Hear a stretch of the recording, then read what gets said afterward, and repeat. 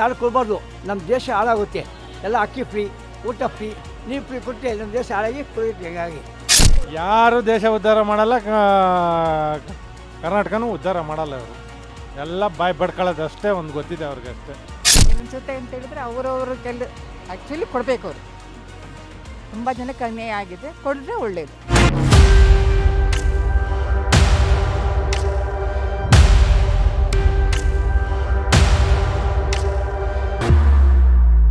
ಈಗ BJP ಇರುವಾಗ ಏನಾಗಲಿಲ್ವಾ? ಈಗ ಕಾಂಗ್ರೆಸ್ ಬಂದರೆ ಭ್ರಷ್ಟಾಚಾರ ಜಾಸ್ತಿ ಆಗೋಯ್ತಾ? ಅವರು ಬಂದು ಒಂದು ವರ್ಷ ಆಗಿದೆ, ಭ್ರಷ್ಟಾಚಾರ ಎಷ್ಟುವರೆಗೂ ಹೋಗಿದೆ? ಅಂದೇನು ಕುತ್ತಿಗೆಗೆ ಏನಾದ್ರು ಬಂದಿದೆಯಾ ಜನಗಳಿಗೆ ರಾಜೀನಾಮೆ ಕೊಡು ಅಂತ ಅಂಥದ್ದು ಇಲ್ವಲ್ಲ. ಅಲ್ಲ, ಇವಾಗ ಎನ್ಕ್ವೈರಿ ಹೊಡೆದಿದೆ, ಮುಠಾ ಹಗರಣ ಅಂತ ಇವರು ಹೇಳ್ತಾ ಇರೋದು. ಆ್ಯಕ್ಚುಲಿ BJP ಭ್ರಷ್ಟಾಚಾರ ಇದು. ಕರ್ನಾಟಕದಲ್ಲಿ MLA 28 ಜನ ಇದ್ದಾರೆ.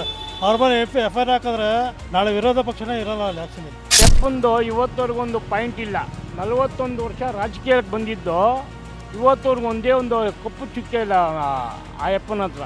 ರಾಜ್ಯ ರಾಜಕಾರಣದಲ್ಲಿ ಸಾಕಷ್ಟು ಗೊಂದಲಗಳು ಕೇಳಿ ಬರ್ತಾ ಇದೆ. ಹಾಗಾದರೆ ಸಿದ್ದರಾಮಯ್ಯ ವಿರುದ್ಧ ಇರುವಂತಹ ಭ್ರಷ್ಟಾಚಾರ ಆಗಿರ್ಬೋದು, ಮೂಢ ಹಗರಣ ಪ್ರಕರಣಕ್ಕೆ ಸಂಬಂಧಿಸಿದಂತೆ ರಾಜ್ಯಪಾಲರು ಕೂಡ ತನಿಖೆಗೆ ಆದೇಶವನ್ನು ಹೊರಡಿಸಿದ್ದಾರೆ.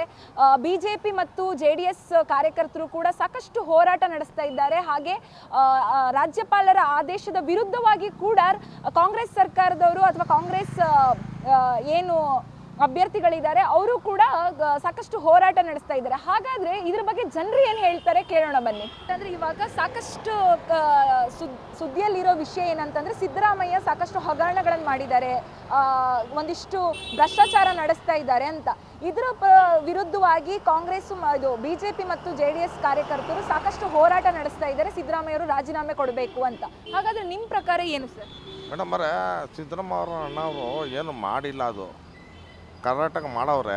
ಅದು ಇವರು ಸಾಹೇಬ್ರು ಹೇಳಿದ್ರಲ್ಲ, DK ಸಾಹೇಬ್ರವರು, ಅವರು ಏನು ಮಾಡಿಲ್ಲ. ಕುಮಾರಣ್ಣವರು ಏನು ಮಾಡಿಲ್ಲ. ಅವರು ಎಗ್ನೆಸ್ಟು BJP ಅವ್ರು ಮಾಡ್ತಾ ಇರೋದು, ಸರಿನಾ? ಅವ್ರು ಏನೋ ಇದು ಮಾಡ್ಕೊಂಡು ಮಾಡ್ತಾವ್ರೆ. ಸಾಹೇಬ್ರು ಏನು ಮಾಡಿಲ್ಲ. ನಾವು ಅವ್ರ ಹತ್ರನೇ ಇರೋದು, ನಾವು ಸಿದ್ದರಾಮಯ್ಯ ಅವ್ರ ಕಡೆಯವರೇ ಇರೋದು.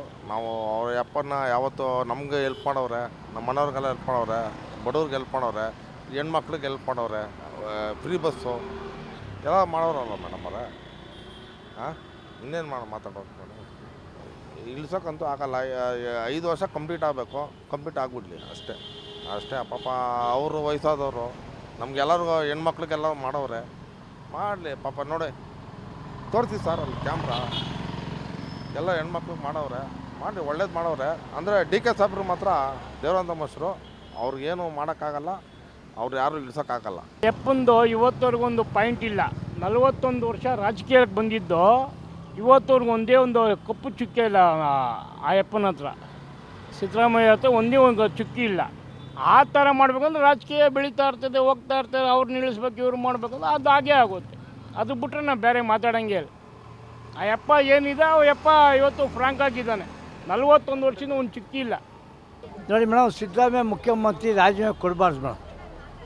ಏನು ಗೊತ್ತಾ, CM ಮುಖ್ಯಮಂತ್ರಿ ಆಶ್ವಾಸನೆ ಕೊಟ್ಟಿರೋಲ್ಲ ಕ್ಯಾನ್ಸಲ್ ಮಾಡಬೇಕು. CM ಉಪಮುಖ್ಯಮಂತ್ರಿ DK ಶಿವಕುಮಾರ್ ಹೊಣೆ ಆಗುತ್ತೆ, ಸಿದ್ದರಾಮಯ್ಯ ಹೊಣೆ ಆಗುತ್ತೆ. ಯಾವುದು ಆಶ್ವಾಸನೆ ಕೊಟ್ಟಿದೆ, 5 ಆಶ್ವಾಸನೆ ಕೊಡೋದು, ಬಸ್ಸು ಫ್ರೀ, ಅದು ಫ್ರೀ, ಈ ಫ್ರೀ ಎಲ್ಲ ಯಾವತ್ತಿ ಕ್ಯಾನ್ಸಲ್ ಮಾಡಬೇಕು. ಕೊಡಲೇಬಾರ್ದು. ಕೊಟ್ಟು ತಪ್ಪು. ಕೊಟ್ಟರೆ CM ಒಳ್ಳೆ ಕೆಲಸ ಮಾಡ್ತಾರೆ.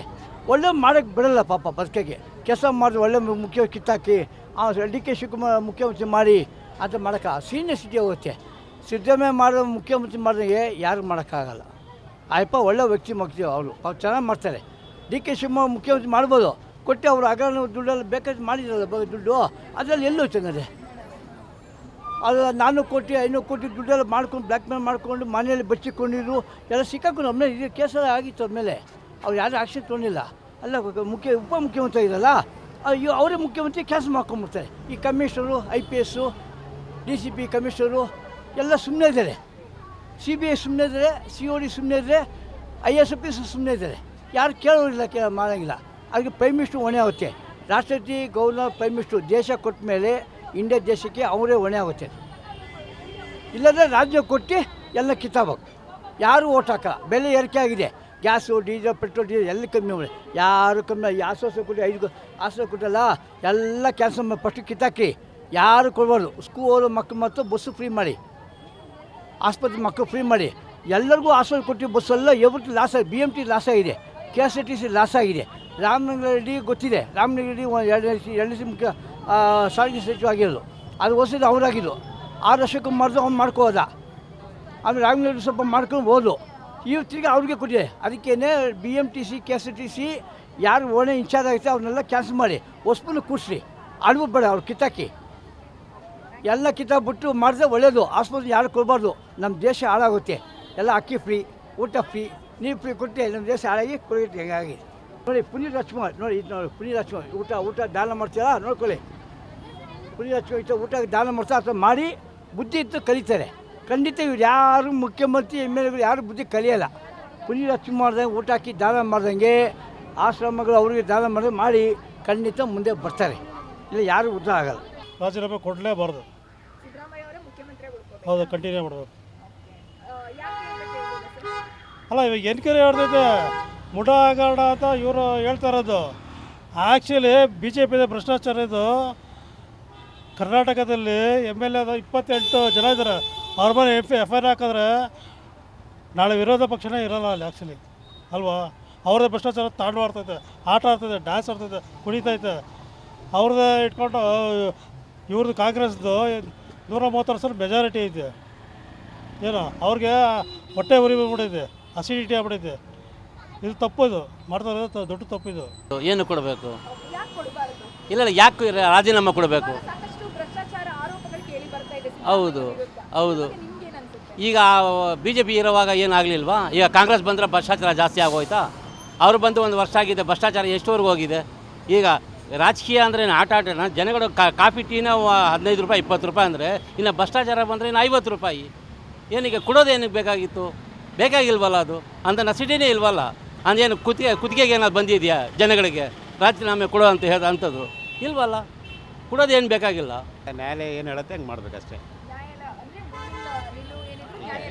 ನಾವು ನೀವು ಮಾತಾಡ್ತೇವಲ್ಲ, ಅದು ಬರೀ ನಮ್ಮ ಸ್ಯಾಟಿಸ್ಫ್ಯಾಕ್ಷನ್ಗೆ ಅಷ್ಟೇ. ಬಟ್ ನ್ಯಾಯಾಲಯ ಹೇಳಬೇಕು ತಪ್ಪು ಮಾಡಿದ್ದಾರೆ, ನಮಗೇನು ಗೊತ್ತು?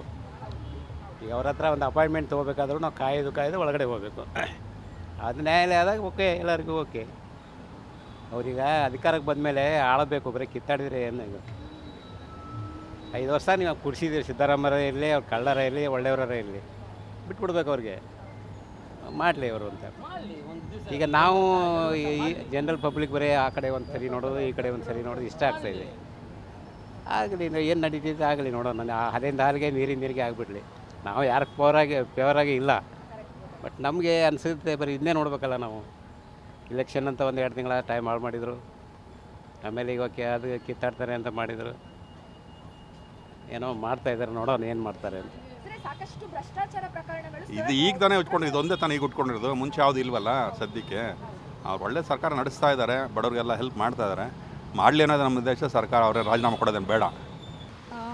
ಭ್ರಷ್ಟಾಚಾರ ಅಂತ ಅಲ್ಲ, ಒಳ್ಳೇದು ಮಾಡಿದ್ದಾರೆ ಅವರು. ಸಪೋರ್ಟ್ ನಮ್ಮದು ಇದೆ, ಒಳ್ಳೆಯದು ಮಾಡ್ತಾ ಇದ್ದಾರೆ. ಸ್ವಲ್ಪ ಬಡವ್ರಿಗೂ ಹೆಲ್ಪ್ ಮಾಡಬೇಕು ಇನ್ನೂ ಅವರು ಅಂತ. ಭ್ರಷ್ಟಾಚಾರ ಅನ್ನೋದು ಒಂದು ಕಡೆ ಆದರೆ ತುಂಬ ಹೆಲ್ಪ್ ಮಾಡಿದ್ದಾರೆ ಸಾರ್ವಜನಿಕರಿಗೆ. ಇವಾಗ BMTC ಫ್ರೀ ಆಗಿರ್ಬೋದು, ಹೆಣ್ಮಕ್ಳಿಗೆ 2,000 ಕೊಡೋದಿರ್ಬೋದು, ಎಲ್ಲನೂ ಹೆಲ್ಪ್ ಮಾಡಿದ್ದಾರೆ. ಅದರಿಂದ ನೋಡಿದ್ರೆ ಅವರು ಒಳ್ಳೆಯದೂ ಇದೆ. ಭ್ರಷ್ಟಾಚಾರದ ಬಗ್ಗೆ ನಮಗಷ್ಟು ಅರಿವಿಲ್ಲ, ಇದೆಲ್ಲ ಒಳ್ಳೇದು ಮಾಡಿದ್ದಾರೆ. ಹಾಂ, ಉಳ್ಕೊಬೇಕು ಅನ್ನೋದು ನಮ್ಮ ಅಭಿಪ್ರಾಯದಲ್ಲಿದೆ. ವಾಸನೆ ಎಲ್ಲ ಏನನ್ನ ಮಾಡ್ಕೊಂಡು ಹಾಳಾಗೋಗಿ ಯಾರು ದೇಶ ಉದ್ಧಾರ ಮಾಡಲ್ಲ, ಕರ್ನಾಟಕನೂ ಉದ್ಧಾರ ಮಾಡಲ್ಲ. ಅವರು ಎಲ್ಲ ಬಾಯಿ ಬಡ್ಕೊಳ್ಳೋದು ಅಷ್ಟೇ, ಒಂದು ಗೊತ್ತಿದೆ ಅವ್ರಿಗೆ ಅಷ್ಟೇ. ಏನು ಸುಮ್ಮನೆ ಇವನ ಮೇಲೆ ಅವನ ಮೇಲೆ ಇವನು ಎಲ್ಲ ಬರೇ ಇದೇ ಆಗೋಯ್ತು ಅವ್ರದ್ದು.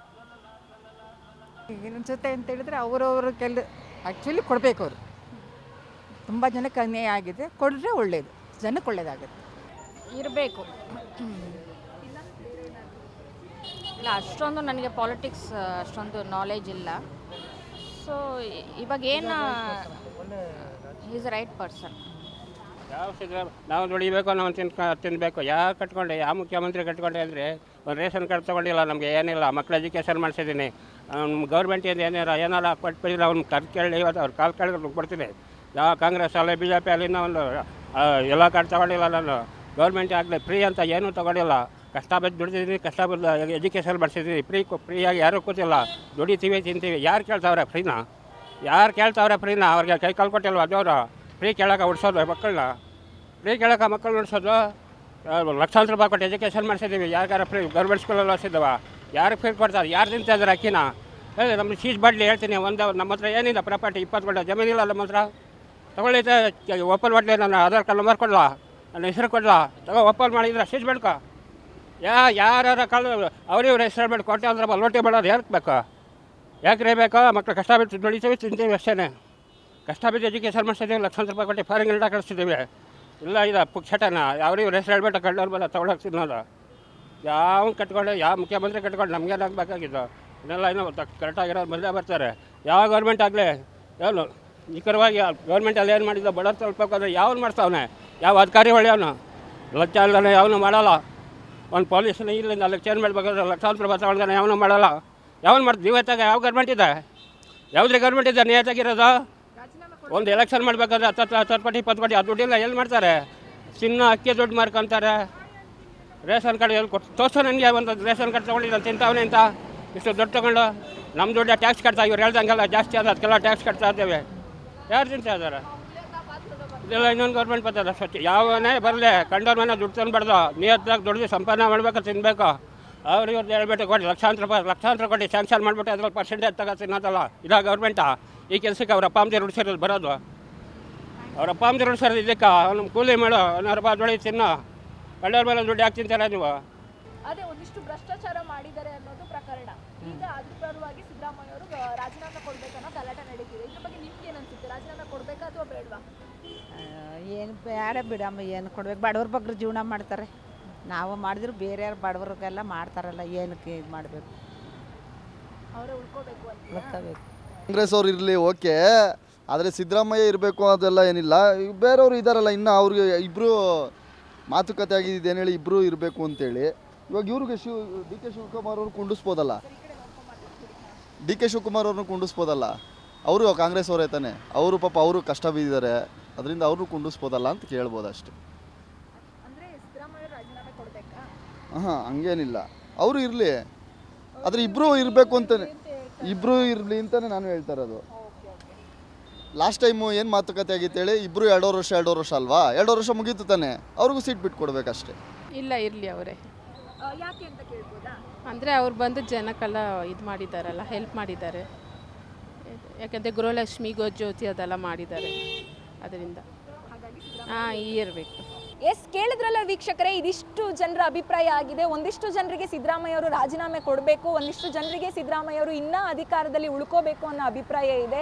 ಮುಂದೆ ಏನಾಗುತ್ತೆ ಅಂತ ಕಾದು ನೋಡಬೇಕಾಗಿದೆ ನಾವು ಕೂಡ. ಇದಾಗಿತ್ತು ಇವತ್ತಿನ ಸ್ಪೆಷಲ್ ಸ್ಟೋರಿ. ನೋಡ್ತಾ ಇರಿ ಗ್ಯಾರಂಟಿ ನ್ಯೂಸ್. ಕ್ಯಾಮ್ರಾಮನ್ ರಾಜೇಶ್ ಜೊತೆ ಶಮ್ಮಿ ಶೆಟ್ಟಿ. ಗ್ಯಾರಂಟಿ ನ್ಯೂಸ್, ಸುದ್ದಿ ಖಚಿತ, ನ್ಯಾಯ ನಿಶ್ಚಿತ.